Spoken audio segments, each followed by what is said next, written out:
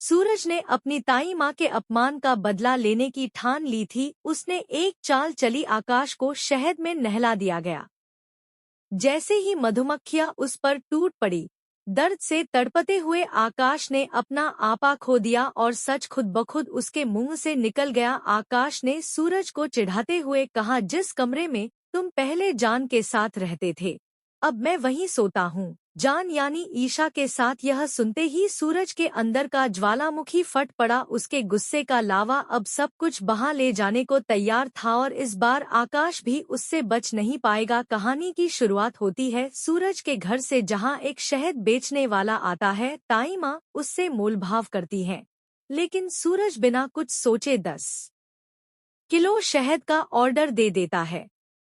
वजह, अगले दिन उसकी बहन की एनिवर्सरी है। अगले ही दिन पूरा परिवार डाइनिंग टेबल पर बैठा होता है और मेहमानों की लिस्ट पर चर्चा चल रही होती है। तभी मोनिका ईशा का नाम लेती है। इस पर लंबी बहस होती है और आखिर में तय होता है कि ताई माँ और रिया जाकर ईशा को निमंत्रण देंगे। दोनों पुराने घर की ओर निकल पड़ते हैं, जहाँ अब आकाश का परिवार रहता है। घर के बाहर पहुँचकर ताई माँ रुक जाती है और रिया को अंदर जाने के लिए कहती है।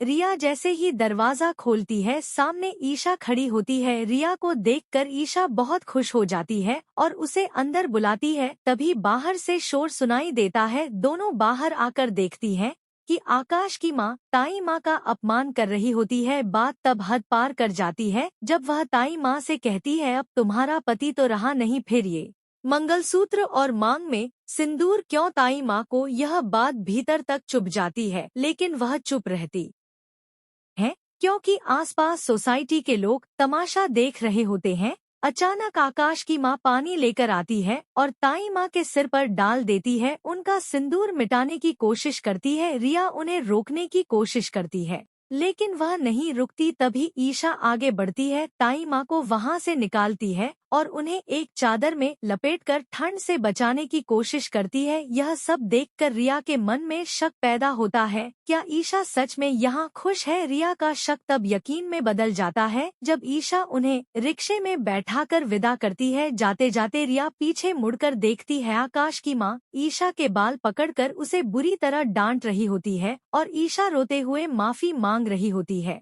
सिवा सच सामने आने वाला है। सूरज को जल्द ही पता चलेगा कि ईशा के साथ क्या हो रहा है। बंटी पहले से सब जानता है और अब रिया को भी सच्चाई का अंदाजा हो चुका है। आगे क्या होगा? क्या सूरज और ईशा फिर से एक हो अरविंद, या यह कहानी एक नए मोड़ पर जाएगी? अगर आप भी चाहते हैं कि सूरज और ईशा फिर से साथ आए तो दिल से एक रेड हार्ट जरूर भेजिए।